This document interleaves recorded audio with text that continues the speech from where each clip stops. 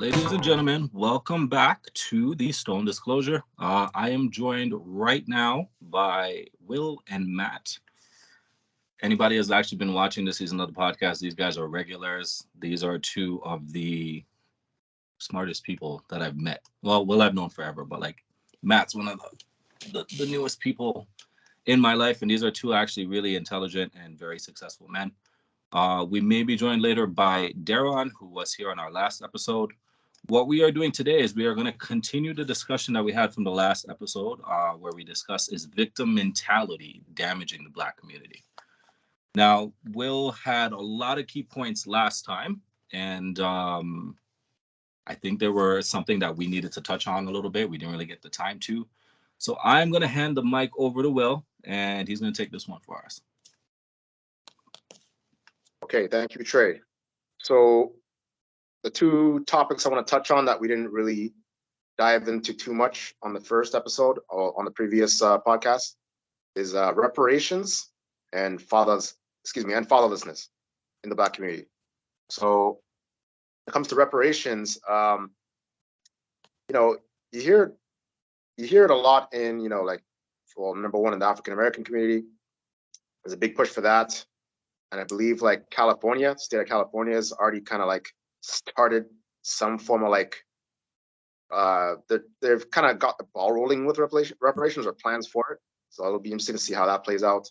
I know Scotland, I think it was like a university. I can't remember if it was like the University of like Edinburgh or somewhere in Scotland.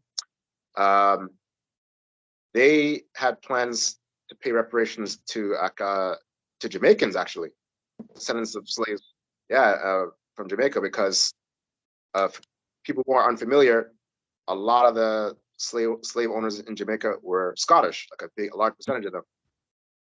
So that happened, and this was like, I think that might have been 2020, in that year, of course, of the George Floyd incident. Mm. So there's that. And then we'll dive into that a little later on. And then the second issue that I want to bring up, of course, was fatherlessness. And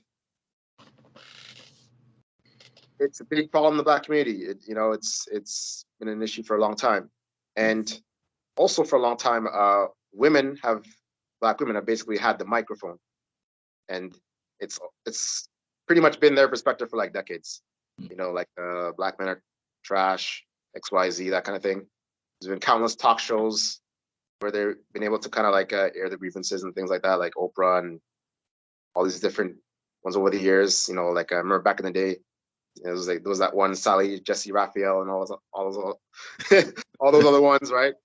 And the man's side was never really heard,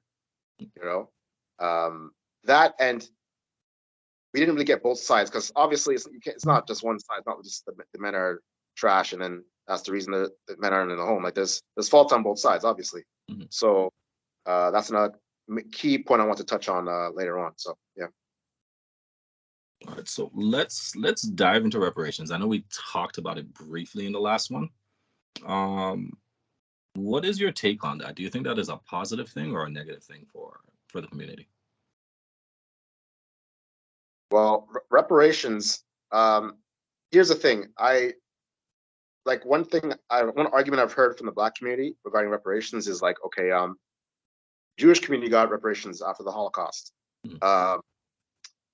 Japanese Americans after the internment camps during World War II, they got reparations. But here's the thing. Here's the difference: is that those reparations were given to the survivors of those atrocities, mm-hmm. the living survivors. Unfortunately, in the case of African Americans, are I think at minimum like 5 generations removed from the last living slave in their family, and like I discussed in the previous podcast, in my family, it's like 6 generations removed. So it's like if our generation were to receive reparations, it's like it's in my opinion, it's just not our money. You know what I mean? We were not the ones tooling the fields, having to pick sugar cane and things like that, or in the U.S. cotton. You know what I mean? Like that wasn't our labor. I mean, we didn't, we did not go through that atrocity. So, in my opinion, reparations should be given to the living people who were actually victims of said atrocity. So that's my take on it. Hmm. Matt, do you have anything to say? Or I think the concept is it has some merit for sure. The thing I think is important to consider is that if the money is going to be distributed, should definitely not be distributed to individuals, but organizations that are sound in the way they're going to utilize that financial gift in order to help the community. That would be the wisest approach, I think. It's kind of like the case if anybody wins the lottery, most people aren't anybody. This isn't a racial thing. This is anybody that just gets a pile of money dumped in their lap is going to not necessarily know how to use it as efficiently as they could. And in this case, I'm actually all for it if the right, like I said, organizations are handling that matter. I think it could be a very beneficial thing for everybody, every community in the States or in Canada, in the West. So I did some research on it. I'm not going to say I really deep dived into too much, but first and foremost, I don't think it's practical. I think if we look back at, say, like the Holocaust, it was a short time frame. And if we're just paying out to the people who survived that, like the amount of people actually getting that payout is very minuscule compared to we're dating back, 6 generations removed from slavery. So that's 6 generations of people that they're going to be doling that out to. Now, if we're just strictly looking at people who survived slavery, they're not really around. If we're being honest, like if we're looking at the generation after that, they're not around. They're gone. They're dead. You may have second generation at the most, but those people are going to be like extremely old and probably like near their deathbed anyway. So I think it was one of those things that they kind of said to entice Black people and make us like excited for something. And this is what they tend to do a lot. Now, if it were to happen, and we're just thinking in a very hypothetical sense here, if they were somehow able to pull this off, I don't really think it would be a positive thing. And I'm only basing it on where the mentality of the community is right now. There's going to be a smaller group of people who would actually use that to benefit the community. They'll actually be able to invest into schools, invest into healthcare, invest into programs that will help develop the younger generation. And then there's the bulk of people who would go buy Gucci belts and Mercedes. And all we'd really be doing is funneling that money back into the economy so they could just use it for whatever they want again. And that's really where my kind of like mentality is, because we're in a place right now where, and I touched on this in the last podcast, where we're kind of dealing with a weird survival mode of traumatic experiences that we didn't necessarily go through, we were told about. Now, if you look at people who kind of grew up in the 80s and the 90s, and you really had like conversations with them, and I mean, they were adults during that time frame. We're going to go from the 60s to the 80s just to keep the sample size a lot smaller. They dealt with a degree of racism that was extremely different from anything else we've ever experienced before, especially in our generation now. You could not walk the streets at night. If we look at the things that have happened in places like Chicago, places like Detroit, if you were seen outside and you were a Black person, chances are you're going to get harassed. That's where kind of like the Black Panther Party had to come in and kind of really start making these changes and these shifts. Now, if we, and I also say this, that there is that, I think they call it the inheritance mentality, where you'll have parents who are extremely wealthy and they just give money to their kids and they do absolutely nothing with the money. They just waste it on bullshit and they don't really invest into anything beyond that because they don't have to. So I think if they were to do reparations, they would have to put a lot of restrictions on it.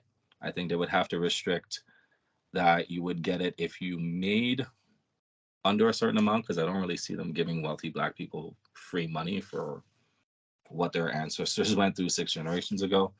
I think that would more be kind of something that's pushed into the welfare system, similar to SERB, if you guys remember SERB and how that worked. So we would just be giving people who are not affluent with wealth instant wealth that they can't invest into anything else. So we would just be burning through it. So I think the way that they're trying to set this up, and this is why it bothers me, is that they're giving Black people the illusion that we're going to get some free money for nothing. And at the end of the day, it's not really going to improve anything, because the society that we live in and the environment we live in is going to be the exact same. You're going to have a Bentley and you're going to be in the ghetto. So it doesn't make sense to me. And my other topic, or my other point on that, is I personally don't believe that I should get pension from my great great great great great great grandparents. It doesn't make sense. I don't Yeah. feel like I don't think that it's going to benefit me in any way, shape, or form. Yes, a little bit of instant money would be nice, but at the same time, I wouldn't want my great great great great great grandkids benefiting off of my hard work and my labor, especially because it wasn't a job. It's not something I signed up to do. Like, the slaves didn't sign up for that job. They were taken. You know what I mean? And they were thrown into these camps and you had no choice. You either did what they told you to do or you died. I think it sends a very messed up precedence if reparations actually is done. Now, if it happens, I'm gonna be honest, if they were throwing the money at me, I'm not gonna say no. But I personally don't think for the community it's gonna benefit us in any way, shape, or form. I think it's gonna be I think it's gonna give us some false pretense. And if I'm looking at how SERB turned out, I think it's gonna be similar to that. There's going to be some clause, because government's not just going to give you money for free. They're going to find some way to get it back. So there's going to be some clause in there, some pretense in there, something that's in that agreement for reparations that you will have to do. And at that point in time, that's when they'll get their money back anyways. So I don't know. I don't know if I don't think it's positive. And I think it just further adds to that, like, victim mentality, because now you're justifying, oh well, this is why you're getting money, because you were enslaved like 100 years ago. You know what I mean? It's kind of counterproductive to tell us that we are improving as a community, and then you're giving us a reward for something that we had no part of. Like, we weren't even present for. We didn't even know it. Like, we only know it exists through movies and books. We never experienced it. We never lived it. We never went through it any way, shape, or form. And compared to anything that we're going through now, we're not really going through anything if we compared, like, slavery.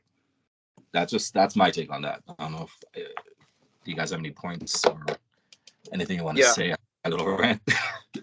I think you hit the nail on the head pretty much. I mean, I'm in agreement with you. That's my thought on it. And one of the first things I think of when people bring up like the reparations talk is that Dave Chappelle skit from the first season of Chappelle Show, where like craziness was happening, and it was a joke, but I mean it's pretty close to reality. Like, you know, KFC merging with Fubu, friggin', I guess it was like everybody was like lined up at the liquor store with their reparations check in their hand, like it was. Yeah. Like there's a lot of truth in that, you know what I mean? Like, there's, you know, like I said before, I mean, on previous podcasts, money is an amplifier. You know what I mean? You give money, and put money in the hands of some of the wrong people, and you know they're just going to continue doing the same shit they're doing before. So There'll be a lot of health. Yeah. So you know, it's yeah, it's something that I think would just put more fuel on the fire. Really, Black community already has enough issues as it is, and like this is just another issue you're adding on top of it. So yeah, and yeah, the long term, I just don't see the benefit of it. Maybe short term, sure, like you said, Trey. You know, okay, there's a little extra money.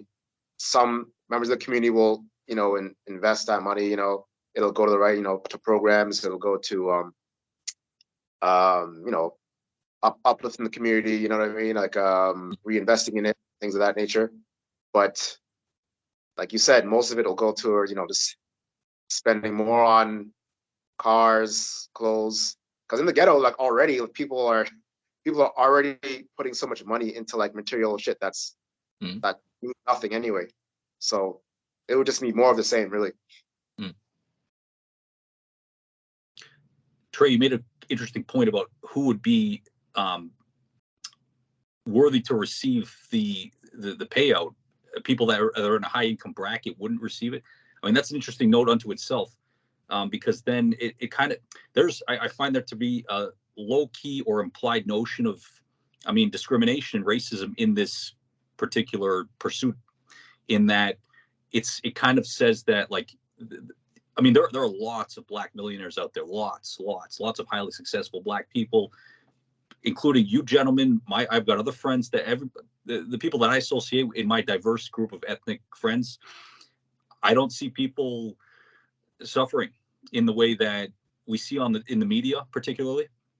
And it kind of in this current quest of, like, the government to create balance, in all these attempts, there just seems to be this implicit kind of racism, denoting the idea that the black community and other communities are incapable of climbing.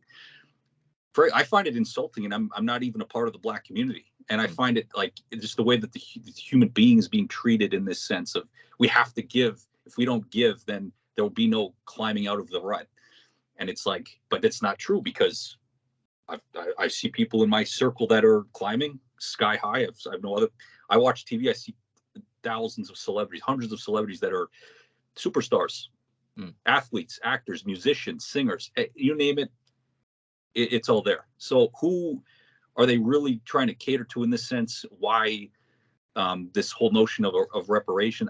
Another thing too, I think it's yet, I know it sounds at its worst, it's yet another attempt to create division, because people, other communities are looking on and thinking, well, where's my handout? Where's my payout?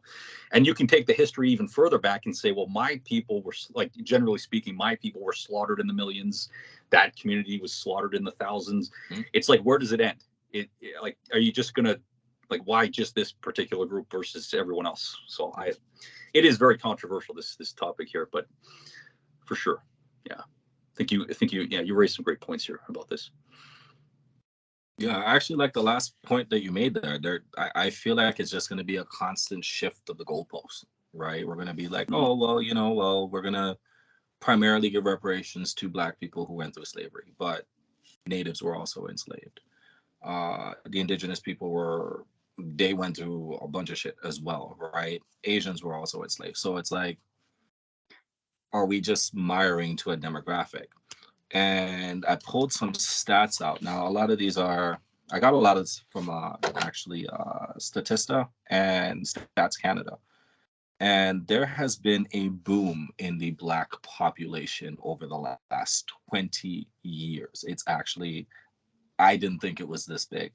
So as of 2016, when the last actual full-on census information was collected and posted online, there's close to 1.2 million Canadians reported being black in 20 years. That population has now doubled.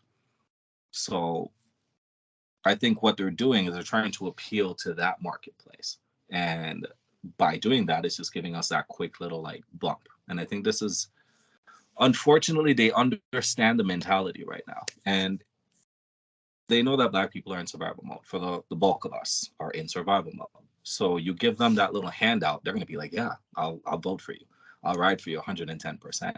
This is how, if anybody's ever read the book Pimp by Iceberg Slim, this is how they actually brought women to willingly participate in prostitution.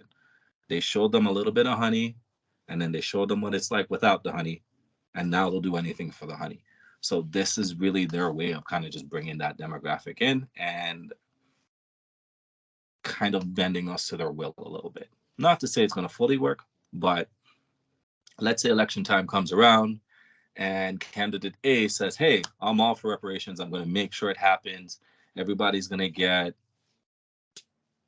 I don't know, whatever your net worth is, you're going to get a percentage. The richer you are, the less you're going to get. The poorer you are, the more you're going to get. You're most likely to vote for that person. you're most likely to put them into power. Does that mean they're actually going to do it? No. And we've seen this now happen over and over and over and over again. And I think people just kind of continue to fall into that. And it's just, I don't know. I personally, I don't think it's a great idea. I've been saying this for a while now. And it'll be interesting to see where kind of things go from here. Do you guys have anything else to add to that? I think Will may have wanted to say something. Yeah, well, there are a couple things came to mind. Like, even though I think we're largely in agreement that reparations, that would probably do more harm than good. I have to acknowledge that the fact that the our ancestors who were enslaved didn't get any form of reparation, that is a massive injustice. We have to point that out. You know what I mean? Like, yeah, of course, Japanese Americans who in the internment camps who got their reparations. Also, Japanese Canadians. I did a little research. I didn't know, because 90% of Japanese Canadians during World War II were in BC, and there were internment camps there too. I had no idea. Yeah, and so yeah, they got reparations as well. Of course, the Jewish, but it's a massive injustice that our ancestors did not get any form of that. And I was thinking about it just now when you were speaking, and it's like in the U.S. in particular, slavery ended at 1864, of course, but then it's or 1865 after Emancipation Proclamation. But after that, there was 100 years, pretty close to of Jim Crow. Mm-hmm. So it was still remnants of slavery going on in the U.S. for decades after that. So, and a lot of those Black folks are still living. Yeah. So if there's any justification for slavery, I would say maybe a lot of those folks, maybe I guess they're survivors from maybe the early years of Jim Crow. Be like somebody born in the 20s, 30s. Obviously, they'd be up there in age, but still, it would be it would. I'd say that a lot of African Americans, were born in that time period, definitely are deserving of that. Yeah, and in general, when there are injustices against Black people, I spoke about my dad's early years here in Canada. There were a lot of injustices that happened at that time too in this country. At one point, I think there was an incident. I want to say it was 1969, and it was in Montreal. I think it went. I want to say McGill University, but I'm not 100% sure. And basically, there were I think there were 5 students who were attending the university. They were all together, and basically, they were surrounded in their classroom. They couldn't get out. It was essentially a riot / protest by I'm not sure if it was white students or white residents or a combination of both. So the little incidents like that kind of get swept under the rug in Canadian history. For sure, I would say reparations to people in those situations, 100%. But for the most part, again, our generation and the ones Gen X, and in the 90s, maybe late 80s, I wouldn't say reparations would be deserved in that kind of case. But yeah, there are definitely exceptions where I would say I think in within a lot of the things that I research, I think the biggest thing missing from the Black community is wealth. It's one of the biggest things. Yes, we have a lot of celebrities who make good money. LeBron James is pretty much a billionaire at this point, but they're very one-off people. You know what I mean? If we look at the general population, that's maybe 7-8% of people who are actually within that bracket. And what that says to me is that there is no strategy for wealth in the Black community. And we can blame this on the government for the last 50, 60 years. We can blame this on a whole bunch of things. But at the end of the day, it doesn't matter whose fault it is. It is what it is. If you look at other cultures, the cultures as a whole are wealthy. If you look at Asian cultures as a whole, they are wealthy. Uh, if we look at Middle East as a whole, they are a lot wealthier than Black people. The white demographic, same thing. Like as a whole, every other, I don't want to say race, but nationality is doing a little bit better than us. And there's a reason for that, because they have collectively educated themselves on wealth and success. Now, if we look at the Jewish community, they got a huge influx of money, but they didn't go out buying a bunch of random shit. They actually invested their money into making more wealth for the community. So as a whole, they looked at, let's just get better all together. Are there going to be a demographic that's doing better than others? Yes, that's a natural part of life. It is what it is. It is survival of the fittest at the end of the day. I feel like the Black community is the only one that doesn't really have a plan. I feel like we're just winging it 90% of the time. And I think because we've instilled this mentality of kind of like us against the world, we do ourselves a disservice.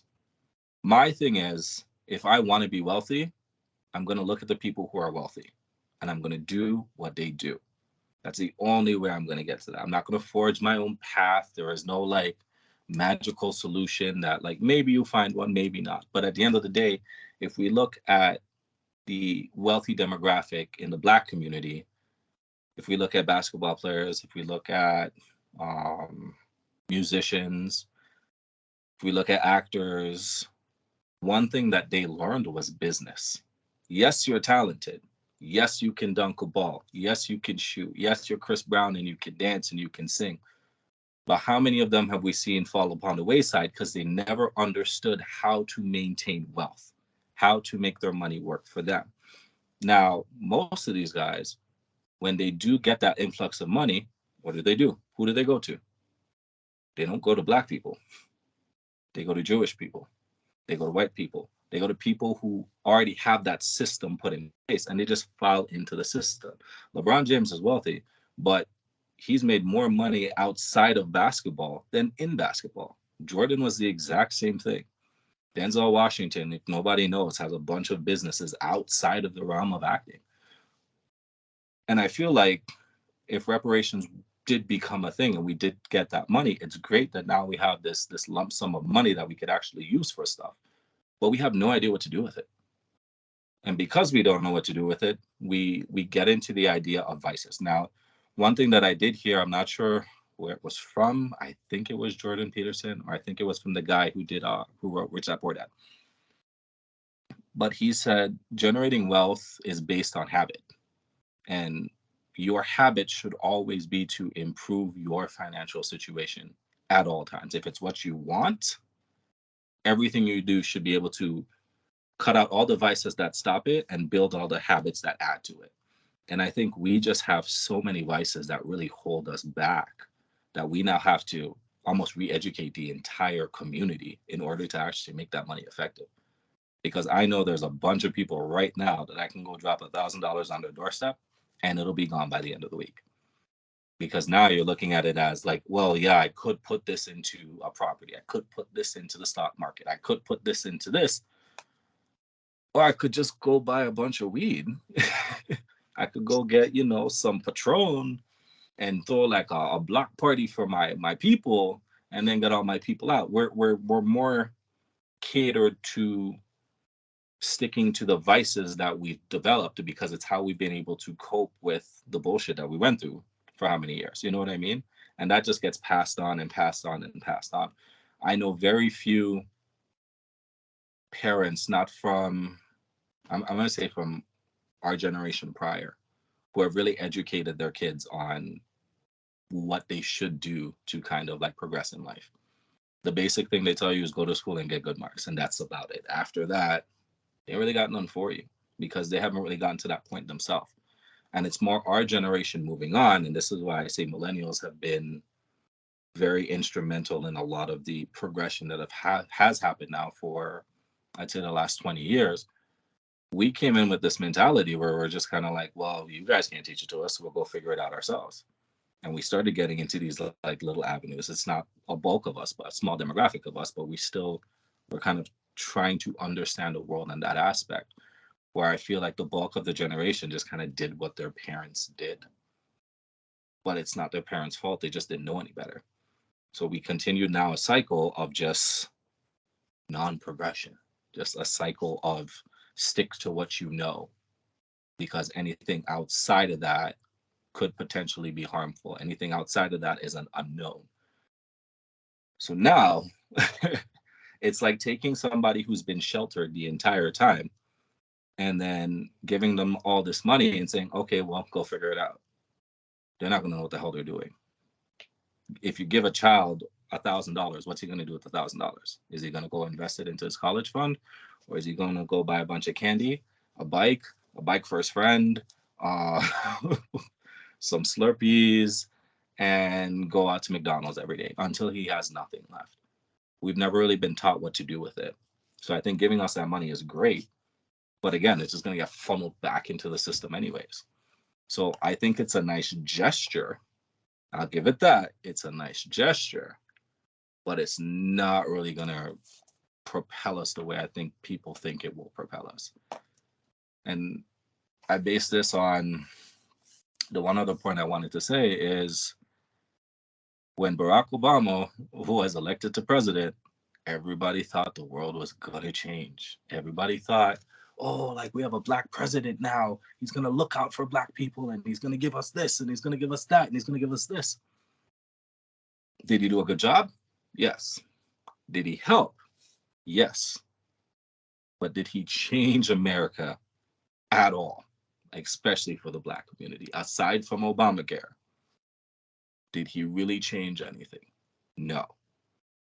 Because the system isn't designed based on what your culture is. The system is designed one way, and you just have to learn it, funnel into it, and that's how you come out on the other side. And I don't think there's enough people in the black community who A, understand it, and B, trust it enough to actually follow the system. And you see it all the time. You'll see like somebody will come up with like some like business strategy and be like, yeah. Like I looked at it on paper, because I've dealt with this too. And you're looking at this and you're like, okay, well, everything adds up. Logically, this makes sense. They say invest $1,000. The $1,000 is going to compound on interest based on such and such, whatever the strategy is. And you're going to have that one uncle who's like, that's a scam, right? That's not right. They're just going to take your money. They're just going to take it. You're an idiot. That's stupid. And then you're looking at your uncle like, so what do I do? Where you at? I don't know, but that's a dumb idea. And then somebody else does it, and then they're wealthy, and you're sitting there like, I'm fucking stupid. Why did I listen to Uncle Phil for? Like that made no sense. He couldn't really explain why not to do it. So we don't really trust these systems enough because we don't know enough about it. And I think it's going to be on the younger generations to kind of educate themselves, because the past generations are offering us an old playbook. So it's up to us to take that playbook, update it for what actually works in the game now, and move forward from there. So I know I'm getting like really off topic with it, but like to me, I'm trying to identify the system that is in place with the black community and how it's not really efficient for reparations at this point. Give us 20 years, then give us that money. I think that's when we're going to see more of a change with things. I think that's where it's really going to make an impact. But they're not going to do that. That's crazy talk. So before we move on, I'm going to give you guys the floor. If there's anything else you want to add, and then we're just going to jump into the fatherless homes, because I think that one's very, very important as well. Yeah, just to touch on the last part of what you said. I think the problem isn't so much, black people, a lot of them don't have a plan long-term in terms of creating wealth. But also, there's a huge problem. We addressed it a little bit on the last podcast, but there's just a huge problem with the hedonistic tendencies of black people, man. It's insane. To me, we have to, in my opinion, I think black people or the community needs to overcome the small hurdles before they go for the big ones. So, you know, number one, like I said before, like, let's stop with the materialistic shit that we can't afford. Let's just be straight up. We can't afford a lot of shit, you know, like Gucci, this, that, driving Benzes, you know what I'm saying? All the extravagant things that we try to do to keep up with the quote unquote keep up with the Joneses, right? So that's one thing. Of course, we talked about, you know, gun violence, black on black crime, etc. You know, like selling drugs, robbing drug dealers. Like that's another issue all in itself, right there. Like, I don't know, and the fascination of like, you know, being a criminal, gangsterism. You know what I mean? If we can overcome those small hurdles first, and to me, then the next hurdles, you know, wealth creation, everything else, you know, learning how to become an entrepreneur, etc. That part will be easy once we can overcome the small stuff. That's my opinion on that. So just want to touch on that.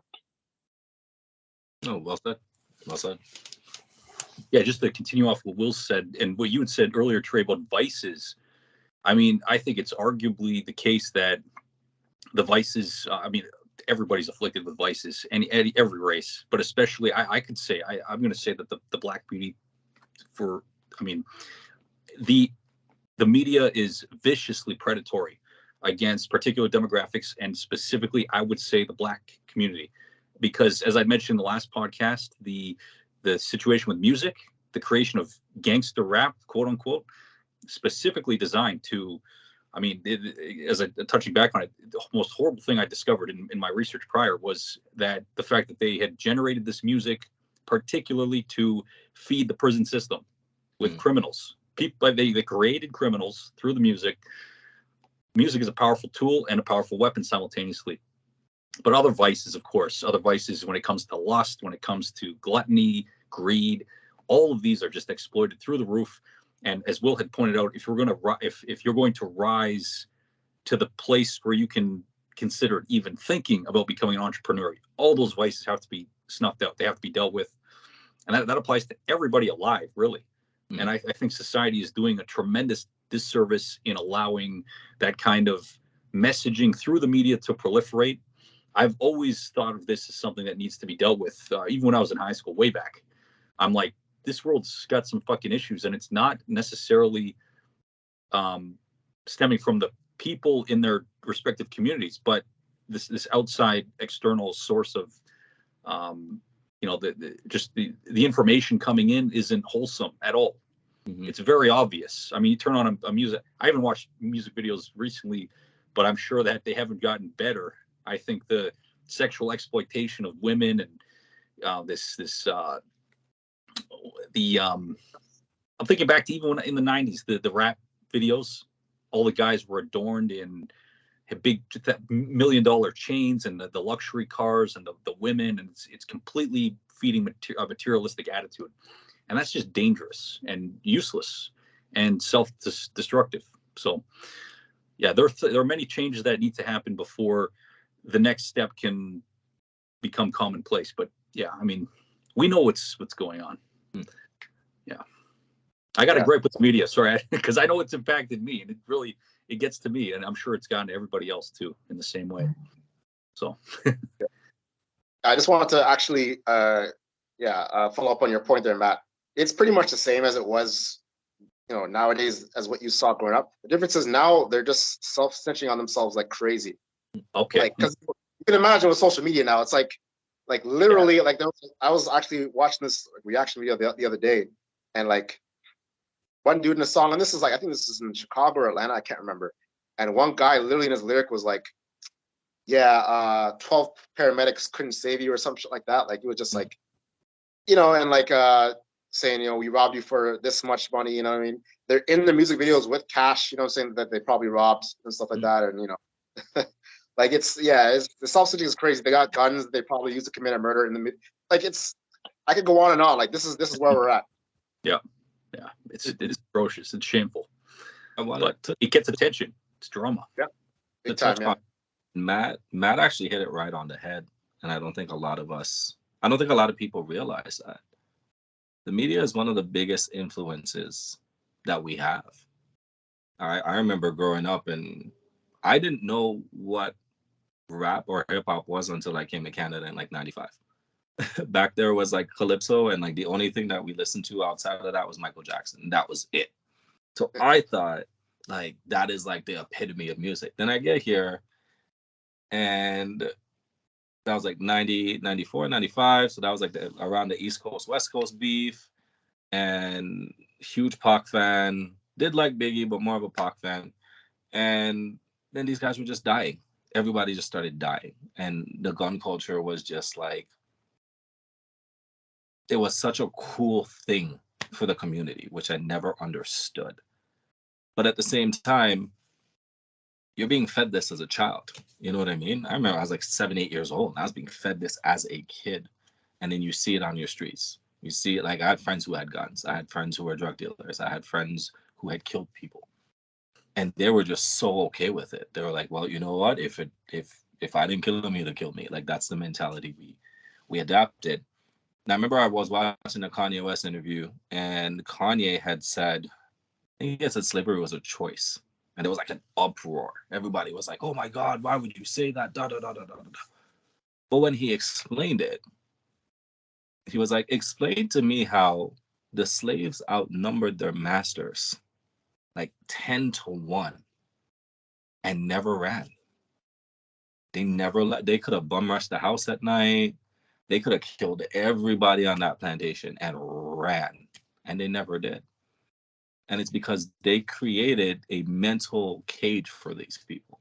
And it sucks because you're taken away from everything you know. And you're told if you work hard enough, we're going to let you go. And if you work hard enough, you'll be able to get your own land for your family. You'll be able to do this and you'll be able to do that. And you sell them this dream. And that's all they know. They're really taken away from everything else. They know nothing else of what's going on in the world.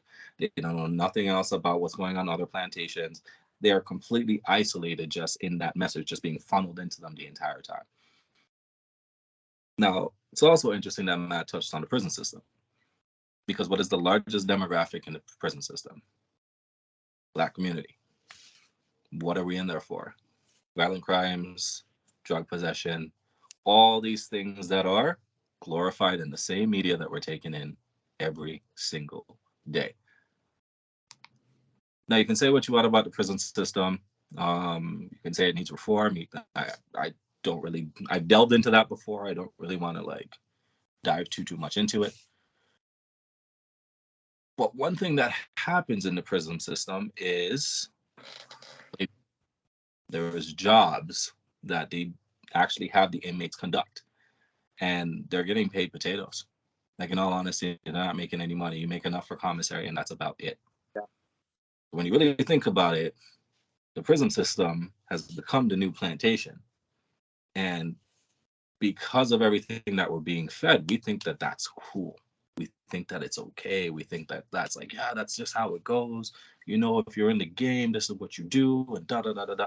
And we've now put so much emphasis on chasing wealth, which again we need. We grew up in environments that weren't necessarily wealthy. I don't know about other people, but I knew like I grew up in the ghetto. So everyone I around me, if you made over like $25,000 a year, you were considered doing well. Whereas like now we're making in excess of like 6 figures. So that dramatic shift led people to be like, well, you know what? I want that money too. I want to have that wealth. I see this guy driving a Benz. I want a Benz. Now, they don't see the work that that guy had to do to get the Benz. They don't see that that guy had to learn to become a dentist and put in years and years and years and years of work in order to do that. They just saw that he had a Benz. So I think a lot of us aren't tooling ourselves. I think a lot of the Black community is not actually developing skills, because skill is what's going to give you wealth. You have to be good at something for somebody to pay you for it. That's just how it works. Money isn't made, money is just transferred. Money is leaving your pocket to go into my pocket. And the only way it goes into my pocket is I have a skill that you need that you are willing to give me money for, which is how jobs work. You're exchanging time and skill for money. But they just grew up in this environment where it was just easier to go take it, and whatever happens, happens. And because they were able to generate some type of money out of it, they were like, well, I'm just going to keep doing that. And I'm going to bring more people in, because the more people I have, the easier it is to kind of steal. So really, we've adopted the Viking mentality of raiding and pillaging instead of actually looking at, let's make a farm and let's grow our food and let's sell our vegetables to people. So it's quick money versus slow money. And I don't know about you guys. For me, growing up, a huge BET fan, 106 in Park. If you look at that top 10, 6 of those songs are glorifying just that. Let's go kill some people. Let's go steal some money. Let's go sell some drugs. Let's go fuck some bitches. This is what we do.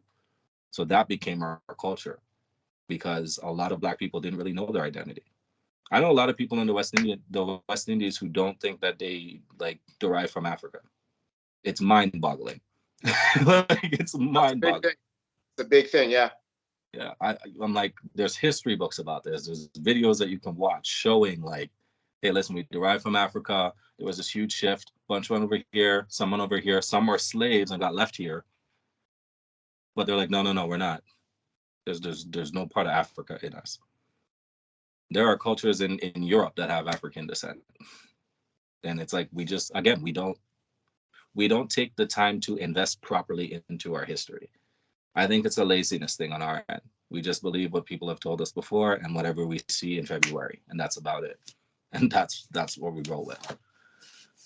So yeah, that's my little 2 cents on that. Matt, you brought up some great points.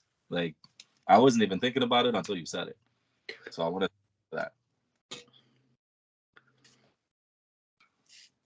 What else do we have? So the other topic that was brought up was fatherless homes, which I see a lot of in our community. I'm not gonna lie.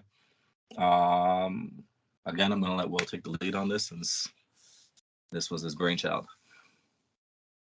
Okay, so fatherless homes. So I'm going to kick it off with a little bit of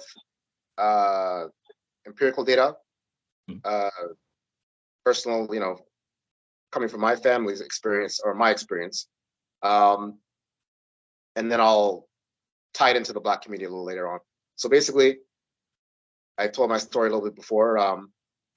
Grew up predominantly without my father. Parents split up at 10 years old, and like honestly, growing up, all I heard after the separation of my parents from my mom was like, arguing about, your father's not giving, he's not giving child support. He's a gambler, because another thing there, yeah, my father did have a gambling addiction, which he's since overcome.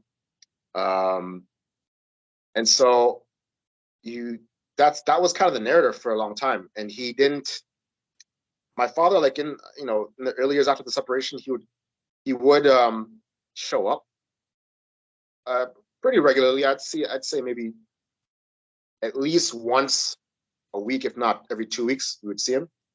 And then at one point we just didn't see him. And that was like maybe year and a half, a little over a year after the separation. So and I know I'm not alone in this. Like, a lot of Black men have kind of been just fed one side their whole lives, because let's be honest, the majority of us, and it's a scary stat when you really take it in, like the majority of us grew up in single parent homes, single mother homes. So, and hey, like in a lot of cases, the father is at fault. In my case, my dad was at fault. He, again, like I mentioned before, he had a gambling addiction, and that was the main reason for the fallout of my parents' marriage. But I never heard his side of the story. That's number one. And number two, I never really got to really know my dad. You know what I mean? It wasn't until we reconnected 4 years ago, like, I learned stuff about my father like I hadn't known. Like, for example, since he was younger or whatever, maybe 30s, I'm guessing early 30s, late 20s, or whatever, my dad's been doing his taxes on his own for like most of his life. It's like why the hell didn't my sister? Well, I'm not sure if my sister knew, but why the hell didn't my mom at least inform me of that? You know what I mean? Like little things like that. Like then you have conversations with him, and it's like, man, my dad is well read, very intelligent man. It's like I was never told any of this growing up. I mean, I was only told one story, basically, essentially, and yeah, it's important. That's why I'm just trying to drive home the point that it's important to get both sides. You know, it's not necessarily, yeah, of course, there's going to be fault. You know, one parent will probably be at fault more than the other, but I mean, it's kind of irrelevant at the end of the day. Like, it's important to know to experience both parents. You know, what I mean, that's a very important thing. And yeah, there was a void for a long time missing in my life, and then you know, we connected with my dad 4 years ago, and then of course, you know, like you know, a little later on, finding like the manosphere and stuff online, that was also motivational and stuff. So yeah, it's very important that men have a voice. The black men have a voice, and it's you know obviously it's not just that black men are trash and then you know they're bad fathers. A lot of responsibility falls on the women too. A lot of these women are picking these men. Yeah. You know, let's keep it real. Like the whole point of getting into a relationship, having kids and everything is to find a suitable partner. And a lot of women in our community don't find suitable partners. They find, you know, who's the most exciting dude, who's more like a bad boy. They don't care. They don't initial stages, like a lot of them just don't care if the guy is going to be a suitable father or if he's a responsible person. You know what I'm saying? Like that's basic things like that are just a big problem in the community, you know, and of course the men who go along with it too, like they're responsible too. Like, you know, why are you just you're slinging around your seed? Like, you know, like at least, you know, like a lot of these dudes, you know, they should be wearing protection. They don't wear protection. You know what I'm saying? And they become fathers, and it's like they just kind of check out. Like and that falls into a lot of these men, these black men being raised by single mother. You know what I mean? They it's like a fight or flight moment when they you know when they realize they got to go pregnant, and it's like they you know they take the flight path. You know they just they'd rather run than accept responsibility and accountability for their actions. So yeah, it's a huge problem, and it's going to take in my opinion, it's going to take at least a couple of generations before it's really resolved. You know what I mean? It's going to be like our kids will be the ones who I think would finally right the ship. You know, hypothetically. So. No, you touched on a lot of important points. One that stood out to me because I kind of grew up in a similar environment. I think the last time I saw my father, I was like 6. But prior to that, he wasn't really a constant in my life. He was just kind of like in and out the entire time. Then when I moved here, that was like pretty much it. And myself growing up, I found it very hard to understand life because I could only really at that point understand it the way my mother understood it. And I think that's where the problem lies in. Now, I'm not going to just necessarily say it's like single mother households. I think that just became a demographic thing based on the court system. I think it's single parent homes because the way that relationships are supposed to work, again, it falls in with two different people, two different beings, two different wells of experiences and knowledge that come together. And when you have a child, what you're supposed to do is you're both supposed to put your knowledge into that child. And then now they have more tools to go out and navigate the world and learn. And then they're going to meet somebody. And again, it's the same system over and over and over. They'll create a child, they're going to throw their knowledge into that child. What happens now with these single parent households, it's one person just giving their side, and that's it. You know nothing else. So all you know is the things that like your father knew or the things that your mother knew. So now your mentality becomes, you almost become a clone of them in a way, unless you take the steps to kind of learn beyond that. Now, me and my mother did not have the greatest relationship when I was younger. It was just, I was a very curious kid. And when things didn't make sense to me, it bothered me. So I required kind of a parent who was able to be more hands-on with information. And we know like the black community, we're very like hush hush. We don't like to talk about certain things. I remember being a kid and I'd ask certain questions and be like, oh, you're not supposed to ask that, you're a child. Or you'll understand when you're older. Or don't ask me that, like you're a child, know your place type of thing. So we don't really getting information about even like your parents' past was hard. Like I had to get that from my grandmother more than anything else. So now you create this environment where it's like, what was the best way somebody described it to me? Imagine you're going to school and all they taught you was math. And now you go into the world and now all you understand is math. Understanding science is going to be difficult. Yes, you can transfer it, but it's going to take you longer. Understanding English is not going to happen for you. Understanding art is not going to work for you. You're not given those experiences in life. So you go into the environment with a very limited mindset. And it's unfortunate because the way that the judicial system is, when it comes to single parent household, it does favor the woman. It is what it is. That's what we've been seeing for the longest while. There's stats to prove that. Now, unfortunately, we're coming from environments now where a lot of these women grew up in households where it was a two-parent household at one point, and the mother stayed at home. The father went out and worked. So the father experienced the world in a whole different way than the mother ever did, because his goal was like, I want you here. I want you safe. You are good at raising a child. That's what you're going to do. And I'm going to go out there and I'm going to work. I'm going to grind. I'm going to go to war. I'm going to do whatever. Like they weren't exposed to that. So the only way you're going to get that experience is from now that father figure, because he's the only person that can extract it. He's the only person who understands it enough. When you're in an environment, when you're out in the world, one of the things that you're going to need is structure. One of the things you're going to need is discipline. You don't necessarily need that in the household because you create that environment however you want. But the world doesn't give a shit. The world is like, you're going to figure out how to navigate this shit with us. So now these households come together and they raise a child. Now that child goes on and they raise another child. But that household is not the same. That household, only one of the parents is actually raising the children and the other one is gone. So everything that you were supposed to learn, you're not going to have. You're not going to have those tools anymore. You're not going to have that secondary person funneling their aspects and their experiences of the world. So you come in limited. And I think this has gone on for so many generations because we're dating back like what, 5, maybe 6 generations now. I say probably 4 for the black community. 5 could be a stretch, but it's just a bunch of kids who just only got one half of the story. And that was it. They only learned math, or they only learned art, or they only learned English. And now they come into an environment that requires you to know all of it, and you have no clue what the hell you're doing. So now that creates a bunch of stress. And they've actually done studies on kids just in general, um, where they said that for the last 4 generations, every single generation has occurred more mental health issues based on stress than anything else.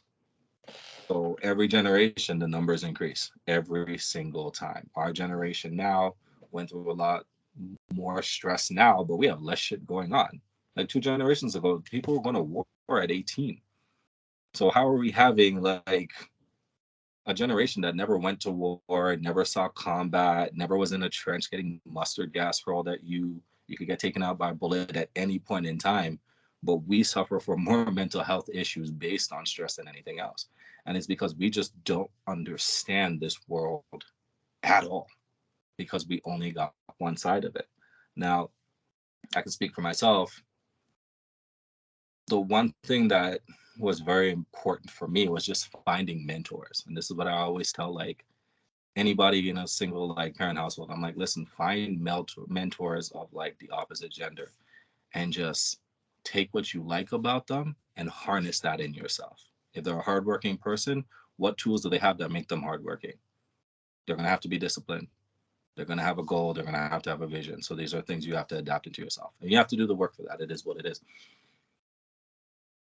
But what I'm starting to see now, unfortunately, is everyone's just cool where they're at. They're just okay with it. They're okay with like being limited. And you have a lot of these parents who feel bad because, like, as a parent, I feel bad if I can't do something for my son. You know what I mean? I feel bad. I feel like inadequate in a way. I know I can't teach him everything and things he has to learn on his own.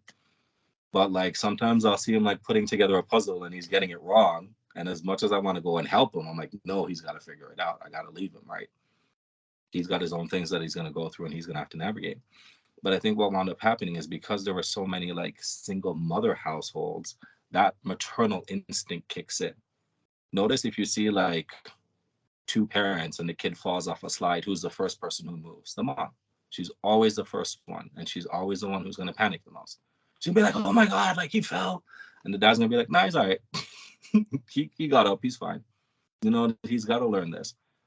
But now, because there's so many single mother households overall, it's almost like they create this protective shell for their child. And they don't want them to see anything wrong. They don't want them to go through any hardships. They don't want them to struggle. I've seen situations where like a child would be like, hey, like one day I want to be an astronaut. And the mom would be like, I'm going to do everything I can to make sure that you're an astronaut. Where the dad will be like, well, if you want to be an astronaut, you got to do A, B, C, D, E, and you got to be good at science. You got to be good at physics. You got to be good at this. So you got to start doing the work now. It's just a different mentality because that's just how we're wired. So it's funny when you had mentioned like fatherlessness as like a huge thing in the Black community because one, it is true. We probably have one of the highest rates, if not the highest rate of single mother households. I have stats to pull that up. Um, and two, you see it how this generation is turning out. There's a lot of young people that are just soft. You know what I mean? Like things that happen to them. It's just kind of like, why are you crying about? I'm like, we drank from a hose. You know what I mean? We were outside drinking from a hose, and you guys are complaining because you have to drink tap water. Like, it doesn't make sense anymore. I'm going on about this a little too much, but what is your take on this, guys? I I think the impact of fatherlessness on especially young males of all demographics is severely under acknowledged. And I personally think it's creating a fissure upon the social fabric of society in ways that people aren't even considering. And it's only going to just exacerbate until it just literally topples in on itself. It sounds extreme, it sounds hyperbolic perhaps, but I see it. I see what's happening. And I don't know if it's deliberate, if it's an inadvertent case of this rupture between within the family units, but it's a serious issue. And the biggest issue that it creates, I think, is when the male doesn't have a role model, as you pointed out, doesn't have that father figure instilling the sense of discipline. Discipline, I think, is one of the most valuable character traits a male human being can have because it sets a precedent for every other value you're going to develop within yourself. You can't learn if you don't have discipline. You can't be an upstanding human being if you're not disciplined with your vices, as we pointed out earlier. Discipline is critical, and it's discipline through that stern assertiveness of the masculine role model in a young male's life. You're not going to get that from your mother. She's going to be too coddling, but that's in her nature. She's a nurturer. The father is a provider. He's going back to the ancient era. He's a hunter. He's a survivor. He's a survivor, a hunter. He gets shit done. And the woman is there to provide support. She's a helpmate. She's a nurturer. She's a forager. She's someone to tend the wounds. And that is just what it is. And like as you pointed out, Trey, you can't have 50% of the just the knowledge base you need to exist in a world that demands more than 100%, 150% at any given moment. And we see the struggle, and here's another thing too. I was going to mention, if a male has a father figure as a role model growing up, he'll see either through the father's actions, if he's an upstanding father, just a decent father, what it takes to acquire those things, those material things that are advertised everywhere that everybody wants, but doesn't understand the work that goes into acquiring them. You don't just get a house, you don't just get a car, you don't just get a wife, you don't just get the vacations. You got to earn all that stuff. but and it's so often dismissed what it actually takes to earn any of it. So, and I mean, how can I totally understand how pissed off young people are when they have no conception at all of what has to go into getting those trimmings. And it's funny because at the end of the day, most people, they probably won't even give a shit about any of that stuff once they go through the rigors of the work involved just to fucking stay alive, just to stay alive decently enough to actually consider spending money on that shit. um, it's it's such a smoke and mirrors type situation, and that's another issue I've always had with the media. I fucking hate the way that it just creates these illusions, and it creates violence, really, and it toys with emotions, and it gets people, it sways them off course. And yeah, it's this issue of fatherlessness is such a huge topic. I mean, within the Black community, absolutely. I grew up without a father since I was 6.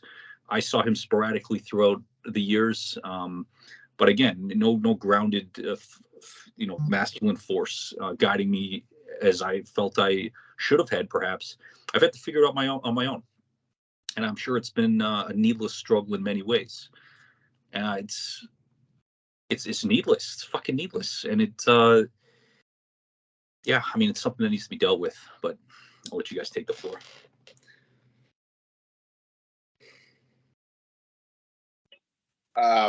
Yeah, I mean, I would pretty much just echo everything you guys just said. I mean, this is a massive issue that is gonna, as I mentioned before, it's gonna take at least a couple of generations, I think, before like we reverse this trend.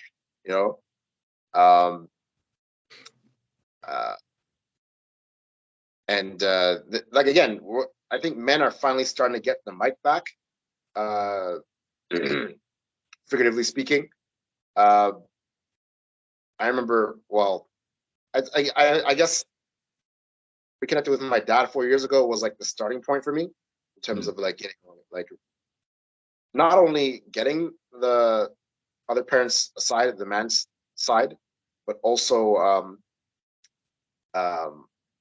wanting that male figure in my life, because that was kind of a pivotal time for me. Like this was 2019, and I was still actually just finished school, my apprenticeship, and I was writing for my license. I was really just getting for my license at the time, and I believe I already wrote.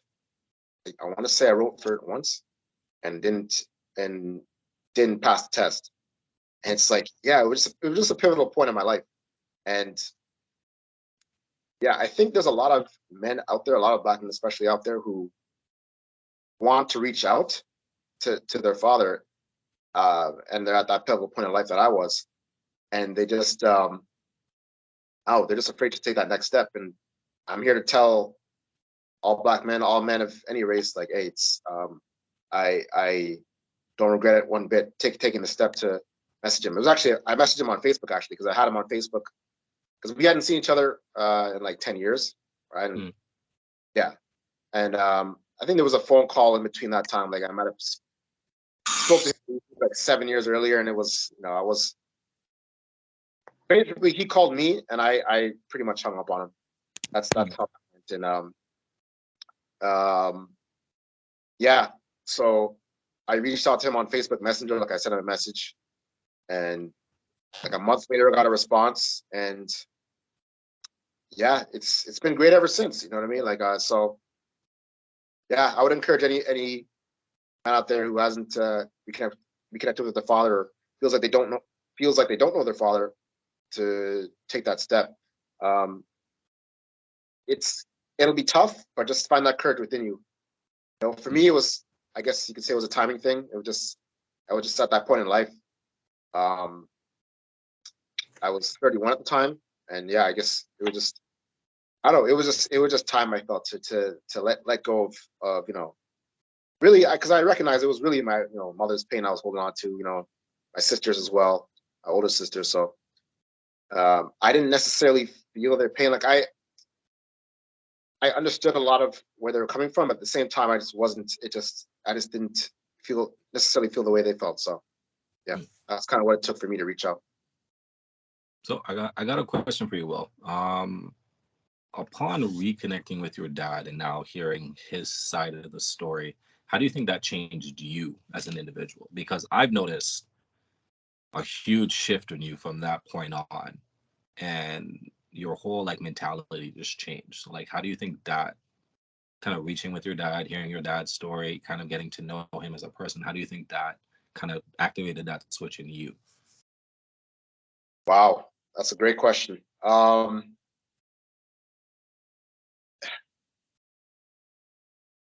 I think it just kind of filled the void, like I've been saying. There was a void missing for a long time, and it's like I was always kind of yearning for that, I guess, male figure in my life, role model, and like this is your father. You know what I mean? Like, what better role model? What better male figure to look up to than that?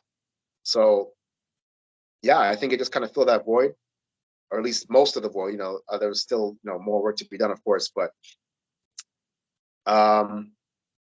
yeah, like, and it's funny, like almost immediately after we reconnected, it's like he would just sort of pass on advice. You know what I mean? Because one thing too that I haven't mentioned is that my father actually at the time he was battling prostate cancer, right? Mm. And as a lot of people know, that's a hereditary thing. My grandfather died of it, and months before, can't remember. I want to say like maybe like 3 or 4 months before we reconnected, he actually had his prostate removed. Mm. He still had to, yeah, and there was still like a tumor left behind after that procedure. So he still had to get like radiation treatment for months after that. So it was just a lot kind of happening at that time. But yeah, so the advice kind of started with that in terms of like watching my health, um, and it's kind of built from there. So yeah, I guess you could just say I kind of acquired wisdom. Just being around my father. The wisdom that was definitely missing the years prior. So yeah, it was great. It was great. That's all I can really say. It's not.